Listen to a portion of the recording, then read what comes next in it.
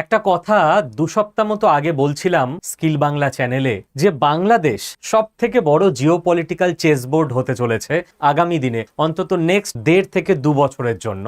এবং বাংলাদেশের থেকে গতকাল 16ই আগস্ট যে অ্যানাউন্সমেন্ট এসছে, সেই অ্যানাউন্সমেন্টে একটা বড় ধাক্কা এবং ভারতের কোর্টে বল ঠেলে দেওয়া হয়েছে। কি হয়েছে দেখুন, যারা আপনারা প্রত্যেকদিন ইউটিউবে স্কিল বাংলা এই চ্যানেলটা ফলো করেন, আমাদের অনেক ভিডিওই বিভিন্ন জায়গায় ফেসবুক ইউটিউবে কেটে কেটে অন্য চ্যানেলে আপলোড করা হয়, বাট আমাদের অথেন্টিক চ্যানেল স্কিল বাংলা ইউটিউবে, তারা নিশ্চয়ই খেয়াল করবেন, জানবেন যে লাস্ট কিছুদিন ধরে ভারত এবং বাংলাদেশ দুই সরকারের তরফকেই চেষ্টা করা হচ্ছিল সম্পর্ক রিভাইভ করতে, রাইট? এবার 16ই আগস্ট বাংলাদেশের তরফ থেকে অ্যানাউন্স করা হয়েছে যে বাংলাদেশের পিএম এর যে ট্রিপ দিল্লিতে ভারতে হবার কথা ছিল সেটা ক্যান্সেল করা হচ্ছে। বাংলাদেশের পিএম তারেক রহমান ভারত আসবেন না।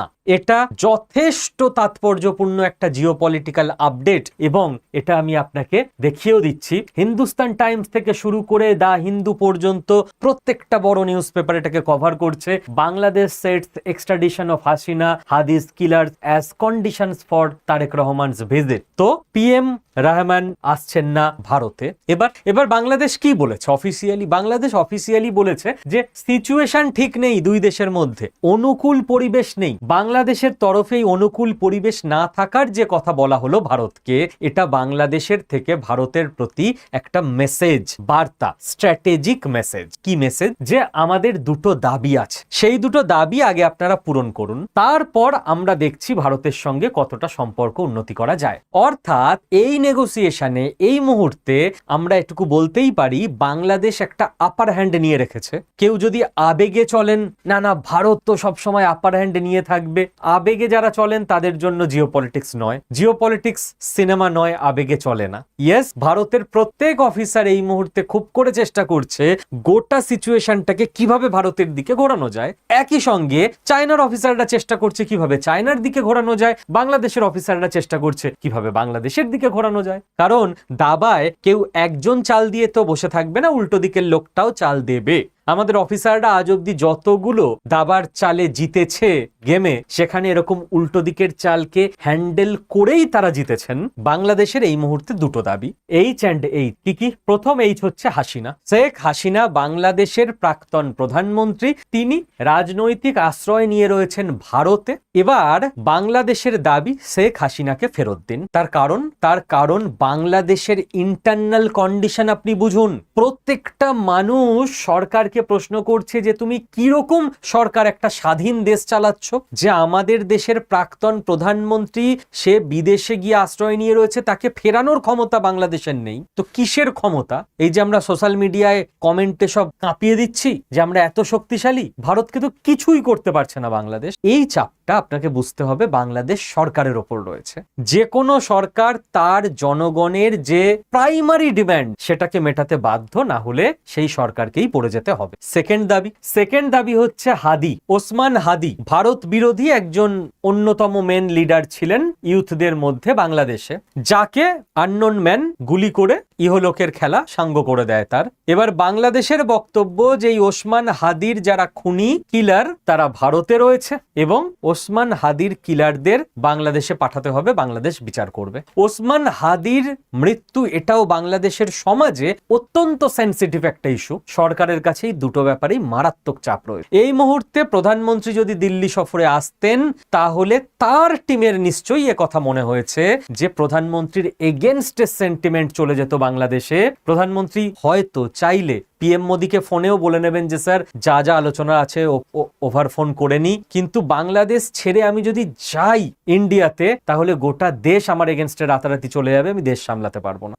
এবার হাসিনা এবং হাদির যে হত্যাকারী তাদের নিয়ে ভারত কি করতে পারে বলতো? ভারতের কোর্ট এবার চাল ভারতকে দিতে হবে। বাংলাদেশ একটা চাল দিয়ে এবার অবজার্ভ করছে যে ভারত কোন দিকে চালগুলো দেয়। আপনি নিশ্চিতভাবে ধরে রাখতে পারেন এই মুহূর্তে পিএমওতে এবং বিদেশ দপ্তরের হেডকোয়ার্টারে ভারতবর্ষের হাই লেভেল অফিসারদের দিন রাত মিটিং চলছে যে কোন চালটা কিভাবে দেওয়া উচিত, কোন অ্যাকশনের রিয়াকশন কি হতে পারে পাল্টা। কারণ প্রথমে আসি, প্রথম এইচ হাসিনা, শেখ হাসিনা। বাংলাদেশ এবং ভারতের মধ্যে 2013 সালে একটা প্রত্যর্পণ চুক্তি হয়েছিল, ট্রিটি আছে অফিসিয়ালি, যে এক দেশ অন্য দেশের যদি কোনো ডিমান্ড থাকে, কোনো অপরাধী থাকে অন্য দেশে গিয়ে লুকিয়ে আছে, সেই দেশের হাতে হ্যান্ড ওভার করে দেবে। এক্সট্রাডিশন ট্রিটি সব দেশের সঙ্গে সব দেশের থাকে না, ভারত বাংলাদেশের আছে। এবার সেই চুক্তি অনুযায়ী ভারত ফেরত পাঠাতে বাধ্য শেখ হাসিনা। কিন্তু ওই চুক্তিতে যখন চুক্তি সই হয়েছিল, একটা আইনের ফাঁকও করে রাখা হয়েছিল। কি ফাঁক?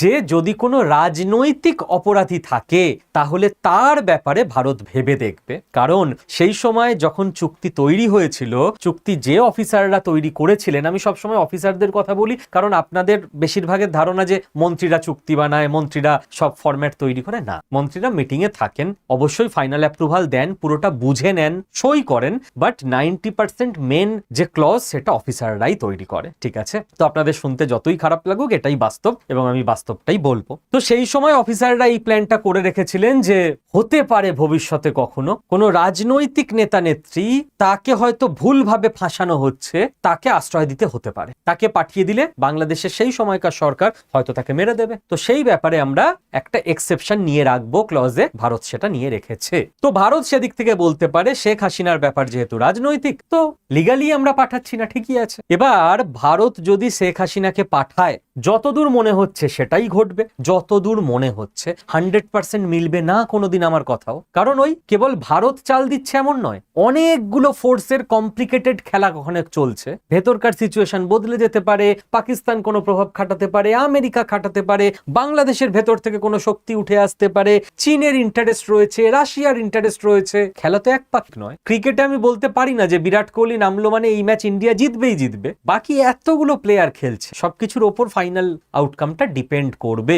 যতদূর এখনো অবধি মনে হচ্ছে শেখ হাসিনা বাংলাদেশে যাবেন, কারণ উনি নিজে অ্যানাউন্স করেছেন ডিসেম্বরে ফিরবেন। অ্যানাউন্স করার পর যদি না ফেরেন তাহলে ওনার যে কথার ওয়েট, পলিটিক্যাল স্ট্যান্ড পয়েন্ট, সেটা কোশ্চেনের মধ্যে চলে আসবে। এবার শেখ হাসিনা বাংলাদেশে তখনই ফিরবেন, এটুকু আমরা মনে করতেই পারি, যে ভারত যখন নিশ্চিত হয়ে যাবে যে শেখ হাসিনাকে 2025-এ বাংলাদেশ মৃত্যুদণ্ড দিয়ে রেখেছে। ভারত নিশ্চিতভাবেই পাঠাবে না যে শেখ হাসিনাকে যান, গিয়ে মরে যান আপনি, কখনোই নয়। যখন ভারতের কাছে এটুকু কনফার্মেশন থাকবে যে বাংলাদেশের ভেতরকার সিস্টেম আমরা এতটাই কন্ট্রোলে রেখেছি, তারেক রহমান আমাদের এতটাই কথা দিয়েছে যে শেখ হাসিনা ফিরলে তার উপর নতুন করে বিচার শুরু হবে, এই মুহূর্তে মৃত্যুদণ্ড কার্যকর হবে না এবং তাকে সসম্মানে বাঁচতে দেওয়া হবে। এই ক্লজগুলো যখন ব্যাকডোর নেগোসিয়েশনে, যেটা বাংলাদেশের সাধারণ মানুষ জানতে পারবে না, যখন ব্যাকডোর নেগোসিয়েশনে ভারত এবং বাংলাদেশের অফিসারদের মধ্যে কনফার্ম হয়ে যাবে, শেখ হাসিনা তখনই বাংলাদেশে ফিরবেন। এবার বাংলাদেশের জনগণকে তারেক রহমান কি বোঝাবেন সেটা তার ওপর এবং তার টিমের ওপর। এর জন্য আমাদের ওয়েট করতে হবে এবং যত ডিসেম্বর এগিয়ে আসবে তত ঘটনা উত্তপ্ত হতে থাকবে। নেক্সট হাদি। এই ব্যাপারে একটা বড় ব্লান্ডার আমাদের তরফ থেকে হয়ে গেছে। কি হয়ে গেছে? পশ্চিমবঙ্গে যিনি প্রাক্তন মুখ্যমন্ত্রী, এখন যিনি মুখ্যমন্ত্রী ছিলেন মাননীয়া মমতা ব্যানার্জি, উনি ভোটের ঠিক আগে আগে একটা বেফাস কথা বলে ফেলেন। কি বলেন? উনি বলেন অমিত শাহ স্বরাষ্ট্রমন্ত্রীকে টার্গেট করে, জানি না নাকি কিছু, মানে মোটামুটি এরকম ছিল কথাটা, বাংলাদেশ থেকে খুন করে পশ্চিমবঙ্গে যখন চলে আসে আমাদের বেঙ্গল পুলিশ ধরেছিল, তখন স্বরাষ্ট্রমন্ত্রীর থেকে আমার কাছে ফোন এসেছিল যে এটা দেশের ব্যাপার, পুলিশকে চুপ করে যেতে বলুন, কিছু বলবেন না, এখন আমি সব ফাঁস করে দেবো। পলিটিক্যাল শত্রুতায় ভোটের প্রচারের সময় অ্যাডভান্টেজ নেওয়ার জন্য মমতা ব্যানার্জি এই ব্লান্ডারটা করে ফেলেন। চুপি যখন করেছিলেন দেশের প্রয়োজনে, তো ফাইনালি ভোটের প্রচারে গিয়ে কেন মুখটা খুলতে গেলেন? বাংলাদেশ এই কথাটাকে লুফে নেয় যে পশ্চিমবঙ্গের সিটিং মুখ্যমন্ত্রী, সেই সময় সিটিং মুখ্যমন্ত্রী পরিষ্কার জনসমক্ষে বলছে বাংলাদেশ থেকে খুন করে, উনি খালি হাদি শব্দটা বলেননি, ভাগ্যিস, মানে নামটা না বলে বাকি সবই বলে দিয়েছিলেন, ভাগ্যিস নামটা বলেন, যে বাংলাদেশের সঙ্গে সঙ্গে হাতে অস্ত্র, বাংলাদেশ থেকে খুন করে পশ্চিমবঙ্গে গেছে, ভারতের স্বরাষ্ট্রমন্ত্রী পশ্চিমবঙ্গের মুখ্যমন্ত্রীকে ফোন করে বলেছে পুলিশকে বলুন চুপ থাকতে। হাদির কিলার ছাড়া আর হবে আর কেউ হতে পারেন। বাংলাদেশ পুরো লুফে নেয় এই ব্যাপারটা। এবার বাংলাদেশের দাবি বেশ সব তো ক্লিয়ার, জলের মতো, ইন্ডিয়াই খুন করিয়েছে আননোন গানম্যান দ্বারা, পশ্চিমবঙ্গ দিয়ে ইন্ডিয়াতেই ঢুকে গেছে, পশ্চিমবঙ্গ পুলিশ অ্যারেস্ট করে তারপর ব্যাপারটাকে চাপা দিয়ে স্বরাষ্ট্র দপ্তরের কাছে, এনআইএ এর কাছে পাঠিয়েও দিয়েছে। এনআইএ ওদের কিছুই করছে না, ওদের হয়তো আবার ট্রেনিং দিচ্ছে পাকিস্তানে গিয়ে কাউকে মারার জন্য, বাংলাদেশের দাবি। এবার এই অবস্থায় ভারত বলতেও পারবে না যে আমাদেরই একজন রাজ্যের সিটিং সেই সময়কার মুখ্যমন্ত্রী মিথ্যে কথা বলেছেন। সেটা ভারতের পুরো পৃথিবীর কাছে তৃণমূল, কংগ্রেস, বিজেপি এরম তো কিছু হয় না, ভারত, মমতা ব্যানার্জিও ভারত, অমিত শাহ ভারত। ভারত, এই দুটো জায়গায় আমরা এই মুহূর্তে ফেঁসে রয়েছি। এবার ঘটনা যখন বোঝা গেল, এবার আমাদের কি বুঝতে হবে যে এবার সম্ভাব্য স্টেপ ভারতের তরফ থেকে হতে পারে। ভারতের অফিসাররা একটা জিনিস খুব ভালো করে জানে যে বাংলাদেশের কাছে একটা চায়না ফ্যাক্টর রয়েছে, অর্থাৎ চীন বাংলাদেশে হেভিলি ইনভেস্টেড। চীন বাংলাদেশে হেভিলি ইনভেস্টেড। বাংলাদেশের এই মুহূর্তে টাকা দরকার। কেন? কারণ বাংলাদেশের ইকোনমি লাস্ট 2 বছর ধরে স্লো ডাউন হয়ে গেছে। ইকোনমি যদি এইভাবে চলে 1 থেকে 1.5 বছরের মধ্যে দেশে ওলট পালট হয়ে যাবে। মানুষের যদি পেটে টান পড়ে, মানুষ কিছু শুনবে না। টাকা চীন দিতে পারে। চীন এতদিন বাংলাদেশে ইনভেস্টমেন্ট করেওছে। ভারত সরকারের সব থেকে বড় চিন্তা আমাদের এক্স্যাক্ট পাশে থাকা প্রতিবেশী দেশ চীনের হাতে চলে গেলে ভারতের সেফটি, সিকিউরিটি, সফট পাওয়ার কোনো দিক থেকে সেটা ভালো ব্যাপার হবে না। ভারত এটা মাথায় রেখে এগোচ্ছে যে চীনের হাতে যেন বাংলাদেশ না চলে যায়। এমন না হোক যে আমরাও বাংলাদেশকে কড়া কোনো রিপ্লাই দিলাম, বাংলাদেশ রেগে মেগে দূর ছাই, ভারত সম্পর্কই রাখবো না তোমাদের সঙ্গে বলে চীনের হাত ধরে নিল। সেটা ভারতের জন্য সুইসাইডাল হবে। আপনি, আমি সাধারণ মানুষ যদি বিদেশ মন্ত্রী হতো, তাহলে 99% সাধারণ মানুষ সেটাই করতো। হ্যাঁ, আসবে না বলেছে, আমরাও সম্পর্ক রাখবো না, যাও। বাট কলতলার ঝগড়া দিয়ে জিওপলিটিক্স চলে না। ও চলে যাবে চীনের কাছে, যেটা আমরা যেতে দিতে পারি না। ইন্ডিয়া একই সঙ্গে আর একটা জিনিস জানে যে বাংলাদেশের কাছে একটা ইন্ডিয়া ফ্যাক্টরও আছে। তারেক রহমান চাইলেই যে লাফিয়ে লাফিয়ে চীনে চলে যাবে এমনটা নয়। ভারতের ওপর চাপ দিয়ে দেখতে চাইছে যতটা আদায় করে নেওয়া যায়। আলটিমেটলি ও জানে যে চীনের দিকে যাওয়া যাবে না। কেন? কারণ বাংলাদেশ সরকার 3টে জিনিস খুব ভালো করে বোঝে। জিওগ্রাফিক্যালি ভারতকে অ্যাভয়েড করা বাংলাদেশের পক্ষে অসম্ভব, কারণ বাংলাদেশের 3 দিকে আছে ভারত। 2, ঐতিহাসিকভাবে ভারতের যে অবদান বাংলাদেশকে স্বাধীন করার ব্যাপারে, বাংলাদেশের বহু মানুষ, বহু পরিবার আজও সেটাকে স্বীকার করে। কাজেই সবাই তো ভারত বিরোধী নয় বাংলাদেশে। সেই সমস্ত মানুষজন যখন দেখবে যে বাংলাদেশ সরকার ভারতের সঙ্গে সম্পর্ক ছিন্ন করছে, সরকারের প্রতি একটা বিরূপ মনোভাব তৈরি হবে। যেরকম ভারতের কোন সরকার যদি রাশিয়ার সঙ্গে সম্পর্ক পুরো ছিন্ন করে দেয়, সাধারণ মানুষের বিরূপ মনোভাব তৈরি হবে কিনা যে এরা আমাদের বাঁচিয়েছিল, এরা আমাদের সাথ দিয়েছে এতদিন, আজকে আমরা এটা করতে পারি না। এবং বাংলাদেশ আর একটা ব্যাপার খুব ভালো করে জানে যে দুটো দেশের ট্র্যাক রেকর্ড। ভারত যে যে দেশকে হেল্প করেছে সেই দেশকে গঠনমূলক হেল্প করেছে, যে আমরাও এগোচ্ছি, তোমরাও আমাদের সঙ্গে এগো। হেল্পের বিনিময়ে আমরা একটা জিনিসই চাই, খালি মেক শিওর করো তোমাদের দেশ থেকে ভারত বিরোধী কোনো কাজ যেন না হয়। ভারত এটুকুই চায় কোনো দেশ থেকে। কিন্তু চীন যেই দেশকে হেল্প করেছে সেই দেশকে হেল্প করার নামে ডে ট্র্যাপে ফাঁসিয়ে সেই দেশকে শেষ করে দিয়ে এসছে। তারেক রহমান এবং তার টিম এটা খুব ভালো করে জানে। লাস্ট 15 বছরে কি হয়েছে, যেই যে দেশকে ভারত হেল্প করেছে, ভারত অল্প হেল্প করতে পেরেছে, বাট প্রপার হেল্প। বিনিময় প্লিজ তোমাদের দেশ থেকে যেন ভারত বিরোধী কোনো কাজ না হয়, বা কোথাও ভারত বিরোধী কাজ হয়েওছে অল্প বিস্তর। চীন যেখানে হেল্প করেছে পুরো ওদের থেকে বন্দর কেড়ে নিয়েছে, কিছু জায়গা নিয়ে নিয়েছে, তাদের ডে ট্র্যাপে ফাঁসিয়ে ইকোনমি শেষ করে দিয়েছে। তো এই জন্য তারেক রহমান বাংলাদেশকে চীনের কাছে বেট লাগানোর আগে 10 বার ভাববে। ইন্ডিয়া আরো একটা ব্যাপার জানে যে তারেক রহমান সরকারের কাছে একটা ইউএস ফ্যাক্টর আর একটা পাকিস্তান ফ্যাক্টর আছে। মানে বাংলাদেশ সরকার খুব ভালো করে জানে যে বাংলাদেশ যদি পুরোপুরি চীনের দিকে চলে যায়, আমেরিকা ছেড়ে কথা বলবে না। বাংলাদেশ ভারতের দিকে এলে আমেরিকা ঠিক আছে, বাট যদি চীনের দিকে যায়, আমেরিকা সঙ্গে সঙ্গে বাংলাদেশকে টার্গেট করতে শুরু করে দেবে। কারণটাও খুব ক্লিয়ার। আমেরিকা ভারতকে বন্ধু মনে টনে করে এরকম নয়। আমেরিকার 1 নাম্বার শত্রু চীন। আমেরিকার রাডারে এখন প্রথম চীন, সেকেন্ড ইন্ডিয়া। তো চীনের পাল্লা ভারী হচ্ছে দেখলেই আমেরিকা ইনস্ট্যান্ট অ্যাটাক করবে। সামরিক অ্যাটাক নয়, অন্য বিভিন্ন দিক থেকে। বাংলাদেশের মতো একটা ছোট দেশ আমেরিকার সঙ্গে ডিরেক্ট শত্রুতা এই মুহূর্তে চীনের ওপর ভরসা করে নিতে চাইবে না। আর সেকেন্ড, আর একটা জিনিস তারেক রহমান গভর্নমেন্ট খুব ভালো করে বোঝে যে দেশে বিরোধী কখনো শূন্য থাকতে পারে না। একটা সরকার থাকলে একটা বিরোধী দলও থাকতে হয় ডেমোক্রেসিতে, না হলে অসম্ভব, দেশ চলবে না, লন্ডভন্ড হয়ে যাবে, পাবলিক রাস্তায় নেমে আসবে। পাবলিককে শান্ত রাখার জন্যই একটা ডেমোক্রেটিক প্রসেস, একটা বিরোধী দল দরকার। যদি জামাত কোনোভাবে বিরোধী দলের জায়গা পায়, জামাতের মাধ্যমে পাকিস্তান বাংলাদেশের সোসাইটির দখল নেবে, বাংলাদেশের টেরোরিজম ছড়াবে এবং গোটা বাংলাদেশ ইনস্টেবল হয়ে যাবে, ডিস্টেবিলাইজ হয়ে যাবে। তার থেকে যদি ভারতের সঙ্গে এই আন্ডারস্ট্যান্ডিং এ আসা যায় যে তারেক রহমান সরকার, বিএনপি সরকার, তারা বাংলাদেশ শাসন করবে এবং জামাতকে সরিয়ে দিয়ে, সাপ্রেস করে দিয়ে বিরোধী বিরোধী দলের জায়গা নেবে আওয়ামী লীগ শেখ হাসিনার নেতৃত্বে, তাহলে বাংলাদেশ বরং অনেক স্টেবল কান্ট্রি থাকবে, পাকিস্তানের প্রভাব মুক্ত থাকবে, জামাত র্যাডিকালাইজ কম করতে পারবে বাংলাদেশকে। তারেক রহমান গভর্নমেন্ট এই ফর্মুলাও নিশ্চিতভাবে আমরা বলতে পারি হয়তোবা প্রথম 5 প্রায়োরিটির মধ্যে রেখে দিয়েছে। এবার আপনাকে বুঝতে হবে বাংলাদেশের নিড কি এই মুহূর্তে।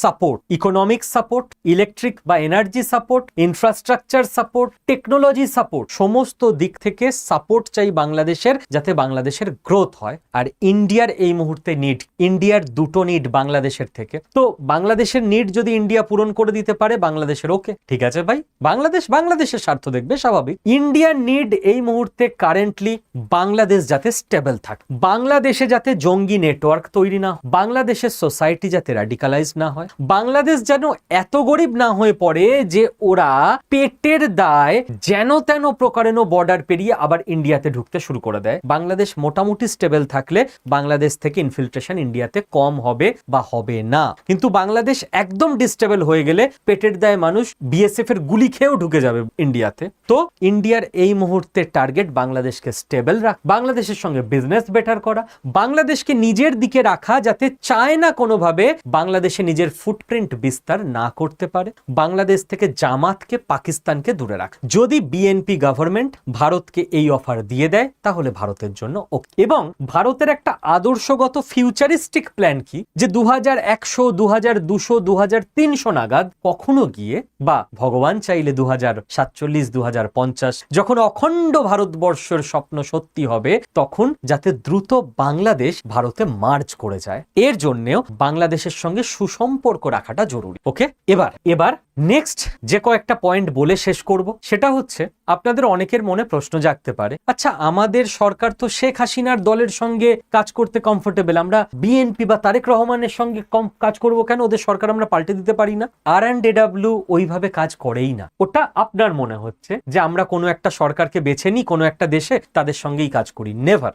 R&AWর কাজ করার ধরন হচ্ছে যাকে আমরা বলি, ধরা যাক বাংলাদেশ কেন, শ্রীলঙ্কা, নেপাল, যে কোনো, এখানে মেন 5টা পলিটিক্যাল পার্টি রয়েছে। তাহলে এই 5টা পলিটিক্যাল পার্টির টপ 5 জন করে লিডারকে চক আউট করো, তাদের ভবিষ্যৎ প্রজন্মকে চক আউট করো, কারণ বেশিরভাগ ক্ষেত্রেই দেখা যায় লিডারদের ছেলেমেয়েরাই পরবর্তীকালে লিডার হয়। ওই দেশে মেন ইনফ্লুয়েন্সিয়াল লোকদের চক আউট করো, তাদের সঙ্গে রিলেশন মেনটেন করাও আমাদের যারা অ্যাসেট আছে R&AW তাদের। যদি এ পার্টি ক্ষমতায় আসে, এ অ্যাসেট টিমকে অ্যাক্টিভেট করে দেওয়া হবে। লাস্ট 10 বছর ধরে এ পার্টির লিডারদের সঙ্গে তোমরা ভালো সম্পর্ক স্থাপন করে রেখেছো, এবার এ পার্টির লিডারদেরকে এমন ভাবে ম্যানিপুলেট করো যাতে ডিসিশন ভারতের দিকে হয়। এ পার্টি ক্ষমতায় আসতে পারেনি, তো ভারত কি ওই দেশে নিজের ফুটপ্রিন্ট বাড়াবে না? বি পার্টি ক্ষমতায় এসছে, অনেক আগে থেকেই আমাদের একদল অফিসার যারা লাস্ট 10 বছর ধরে চেষ্টা করে গেছে বি পার্টির অফিসারদের সঙ্গে সম্পর্ক, বি পার্টির নেতাদের সঙ্গে সম্পর্ক বানাতে। কারোর হতে পারে কোনো বি পার্টির বড় নেতার মেয়ে, তার বয়ফ্রেন্ড R&AWর অফিসার, কোনো বি পার্টির কোনো বড় নেতার ওয়াইফ, তার একজন প্রিয় বান্ধবী R&AWর অ্যাসেট। যে বি পার্টি যতদিন এই দেশে ক্ষমতায় থাকবে, তখন আমাদের যে বি টিম R&AWর ওই দেশে, তাদের সাহায্যে চেষ্টা করতে হবে যেন বি পার্টির সিদ্ধান্তগুলো ভারতের ফরে হয়। এ টিম কাজ বন্ধ করে দেয়নি, এ টিম এ পার্টির লোকদের সঙ্গেই সম্পর্ক রেখে গেছে। কে বলতে পারে 10 বছর পর এ পার্টি ক্ষমতায় চলে আসতে পারে। তো ভারতের কাছে শেখ হাসিনা না Tarique Rahman not a problem, ভারতের কাছে শ্রীলঙ্কায় এ দল না বি দল নট আ প্রবলেম। যারাই আসুক সেটা তাদের দেশের ব্যাপার, তাদের যেন আমাদের দেশের এগেনস্টে না যায় সেটা আমাদেরকে ঠিক করতে হবে, এবং R&AW এই কাজটাই করে সাকসেসফুলি। তো আপনাদেরও কারোর মাথায় যদি এরকম থট প্রসেস থাকে যে শেখ হাসিনার দলের সঙ্গে আমাদের হেভি সম্পর্ক, তারেক রহমানের পার্টির কারোর সঙ্গে আমাদের R&AW বা ভারতের পর্দার আড়ালের লোকদের সম্পর্ক নেই, তাহলে একদম ভুল ভাববেন, ঠিক আছে? তো if Tarique Rahman is a good option for India, তো ইটস ওকে। এবার আমাদের দেখতে হবে ভারতের লাস্ট কয়েক মাসের ডিসিশনকে ডিকোড করে যে ভারত কি করতে চায়। খেয়াল করে দেখুন 2024 অব্দি ভারত বাংলাদেশ গভর্নমেন্ট লেভেলে অত্যন্ত সুসম্পর্ক। খেয়াল করে দেখুন শেখ হাসিনার যেই সরকার পড়ে গেল, ভারত ভিসা বন্ধ করে দিল বাংলাদেশের, সম্পর্ক অত্যন্ত তলানিতে, এবং ভারত চেষ্টাও করলো না মোহাম্মদ ইউনূসের গভর্নমেন্টের সঙ্গে সম্পর্ক বেটার করার, সামান্যতম চেষ্টা আপনি কোথাও দেখতে পাবেন না। তো ভারত ক্লিয়ার ছিল এদের সঙ্গে তো করবো না কাজ। অন্য অপশন যেই চলে এলো তারেক রহমান, শেখ হাসিনার পার্টি তো এলো না, সঙ্গে সঙ্গে দেখুন ভারত ভিসা রিস্টার্ট করে দিল এবং বাংলাদেশের সঙ্গে কূটনৈতিক কূটনৈতিক সম্পর্ক বেটার করার জন্য ক্যাবিনেট মিনিস্টার র্যাঙ্ক দিয়ে দীনেশ ত্রিবেদীকে পাঠিয়ে দেওয়া হলো। তো ভারতের ডিসিশন ডিকোড করে আমরা বুঝতে পারছি যে ভারত তারেক রহমান গভর্নমেন্টের সঙ্গে দ্রুত বেটার সম্পর্ক তৈরি করতে চাইছে। মোহাম্মদ ইউনূসের সরকারের সঙ্গে চায়নি, জাস্ট ডিস্টেন্স মেনটেন করে চুপচাপ বসেছিল। এবার এই যে ভারত বাংলাদেশের সঙ্গে সম্পর্ক উন্নতি করতে চাইছে, আমি জানি আপনাদের অনেকের মনে হয় কেন চাইবো, ওরা আমাদের গালি দেয়। এবং আমি বলেছিলাম যে ভারত সরকারের যা ডিসিশন হবে স্কিল বাংলা তাই ডিসিশন হবে। যেই মুহূর্তে ভারত সরকার বাংলাদেশের ভিসা বন্ধ করে দেবে, আমরা বাংলাদেশের জন্য আমাদের কোর্স বন্ধ করে দেবো। যেই মুহূর্তে ভারত সরকার বাংলাদেশের ভিসা স্টার্ট করবে, আমরা বাংলাদেশের জন্য আমাদের কোর্স স্টার্ট করে দেবো। কারণ আমি এটুকু বুঝি, আড্ডা 24/7 ইনস্টিটিউট এটুকু বোঝে যে জিও পলিটিক্সটা আমার আপনার থেকে doctor S Jaishankar, NSA Ajit Doval sir একটু হলেও বেশি বোঝেন। কাজেই 2 দিন 5 দিন 5 বছর জিও পলিটিক্সের বই পড়ে বা চর্চা করে যে মুহূর্তে আপনার মনে হবে যে আপনি অজিত দোভালের থেকে বা ডক্টর এস জয়শঙ্করের থেকে জিও পলিটিক্সটা বেশি বুঝে গেছেন, প্লিজ। আমাদের চায়ের দোকানে বসে অনেক সময় মনে হয় আরে কোহলি মারতেই পারলো না, বলটা এরম মারতে হতো, এরম মেরে দিল। পাড়ায় ক্রিকেট খেলে 5 বলে 10 রান করে যেই মুহূর্তে আমাদের মনে হবে যে কোহলির থেকে ক্রিকেটটা আমি বেশি বুঝি, প্লিজ, তো ওই বল যে বল অ্যাকচুয়ালি আসে ওটা মনে হয় জীবনে আপনি হাতে নিয়েও দেখ। তো জিও পলিটিক্সেও অ্যাকচুয়াল যেভাবে প্ল্যানটা হয় তার ধারে কাছেও হয়তো আপনি কোনোদিন যাননি, সেই জন্য আপনার মনে হয় হ্যাঁ কেন আমি করব ওদের হয়ে, ওরা তো আমাকে গালি দিচ্ছে। তো আমাকে অনেকে কোশ্চেন করেছিলেন না, এই ব্যবসার জন্য খালি বাংলাদেশের স্টুডেন্টদের আপনি ভর্তি নিচ্ছেন। ব্যবসার জন্য করতে হলে অনেক কিছু করতে পারতাম, ব্যবসার জন্য যদি করতে হতো। খালি একটু ভাবতে বলবো যে হোয়াই বাংলাদেশ, এগুলো ওপেন প্ল্যাটফর্মে আলোচনা করা উচিত নয়, আলোচনা করতে চাই না, কিন্তু এই চ্যানেলটা আপনাদের, আপনারা বানিয়েছেন, চ্যানেলটা আমার নয়, আপনারা সাবস্ক্রাইব করেন, আপনারা বন্ধু বান্ধবদের শেয়ার করেন। তো কোথাও গিয়ে আমি আপনাদের কৈফিয়ত দিতে বাধ্য থাকি, তাই বলছি। একটু টরে টক্কায় বলবো, একটু পুরোপুরি ক্ল্যারিটি না দিয়ে, কারণ মুখে বলতে পারবো না, ওটা বুঝতেই পারবেন বললে। আপনাদের 15 বছর আগে মনে হচ্ছিল না ভারত সরকার অন্য রাজ্যে ব্রিজ নেই, রাস্তা নেই,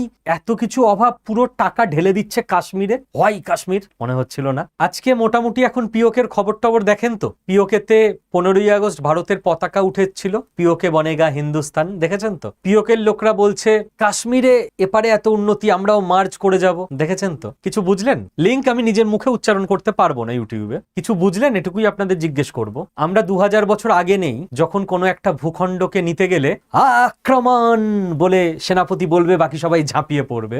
আজকে কোনো একটা ভূখণ্ডকে 2026-এ নিতে গেলে সব থেকে ভালো হয় সেই ভূখণ্ডের মানুষদের মনে যদি এটা জাগিয়ে দেওয়া যায় যে লেটস মার্চ, তাতে করে আমাদেরও মঙ্গল, ওদেরও মঙ্গল। 1975 সালের ইতিহাসে একটু আপনাদের ফিরিয়ে নিয়ে যাব। একটা স্বাধীন দেশ ছিল সিকিম, একটা স্বাধীন দেশ, যেই দেশের রানী আমেরিকার সিআই এর এজেন্ট ছিল। রাজা সিকিমের রাজা বিয়ে করেছিল আমেরিকান একটা মেয়েকে, যে সিআই এর এজেন্ট ছিল। ভারত যখন দেখলো ভারতের জাস্ট মাথার উপর আমেরিকা এসে বসছে, ভারত একবারও বলেনি আক্রমণ বলে সিকিমকে আক্রমণ করা। ভারত সিকিমের মানুষদের মনের ভেতর ঢুকেছিল, তাদের আস্থা জিতেছিল। সিকিমের মানুষরা তাদের প্রধানমন্ত্রী নির্বাচন করেছিল, কারণ সিকিম আলাদা দেশ, প্রধানমন্ত্রী হবে। রাজতন্ত্রের অবসান ঘটলো, প্রধানমন্ত্রী এলো। প্রধানমন্ত্রী এবার সিকিমের মানুষজনকে ডাক দিল যে আমরা কি একা একা আলাদা বাঁচবো নাকি ভারতের পার্ট হয়ে যাব। 97% মানুষ ভোট দিয়ে দিল যে আমাদের ভারতের পার্ট হয়ে যাওয়া উচিত, নিজেদের সেফটির জন্য, ইকোনমিক ওয়েলবিং এর জন্য, ইত্যাদি ইত্যাদি ইত্যাদি। Ajit Doval sir, doctor Jaishankar sir খুব ভালো করে জানেন কোনো একটা ভূখণ্ডকে কি করে মার্জ করাতে হয়। পলিটিক্সটা, জিও পলিটিক্সটা একটু ভরসা রাখুন আমার আপনার থেকে, ওনারা এক স্টেপ হলেও বেশি বোঝেন। সফট পাওয়ার কনসেপ্ট বোঝেন, ডিটেলিং এ যাব না। ভারতবর্ষের বহু মানুষের স্বপ্ন অক্সফোর্ডে পড়বে, কেমব্রিজে পড়বে, ইউরোপ আমেরিকার সব বড় বড় কলেজ ইউনিভার্সিটি, আরো অনেক নাম আছে, গুগলের কোর্স করবে, আইবিএম এর সার্টিফিকেট নেবে। ইউরোপ আমেরিকা তো চায় না আমাদের উন্নতি হোক ইডিওলজিক্যালি, তো ওরা ওদের এই সমস্ত ইউনিভার্সিটির অনলাইন কোর্সে ইন্ডিয়ানদের সুযোগ দেয় কেন? ইন্ডিয়ানদের ওগুলো শিখে কতটা উন্নতি হচ্ছে সেটা তো একটা আছে, তার থেকে ওদের বেশি লাভ, ওদের সফট পাওয়ার বাড়ছে ইন্ডিয়াতে। সফট পাওয়ার না বুঝলে কিছু করার নেই, আমি এই ভিডিওতে আর ডিটেলিং এ যাব না, সফট পাওয়ার নিয়ে আলাদা একটা ভিডিও করে দেবো। সফট পাওয়ার কি জিনিস যদি সফট পাওয়ার বুঝতে হয় একটু ইউটিউব করে নেবেন, ইন্ডিয়ান ইন আফগানিস্তান বা এরকম কিছু লিখে, ভারতের সফট পাওয়ার আফগানিস্তানে কি বুঝে যাবেন। আফগানিস্তানে ভারতীয়রা গেলে অনেক সময় হোটেলওয়ালা টাকা নেয় না, না না না ভারতীয় টাকা নেব না, রেস্টুরেন্টে খাওয়ার পর টাকা নেয় না, চেক করে না চেক পোস্টে, আফগানিস্তানের তালিবান বা আর্মি যাই বলেন না কেন, ওটাকে বলে সফট পাওয়ার। তো ভারতের কোনো ইনস্টিটিউটের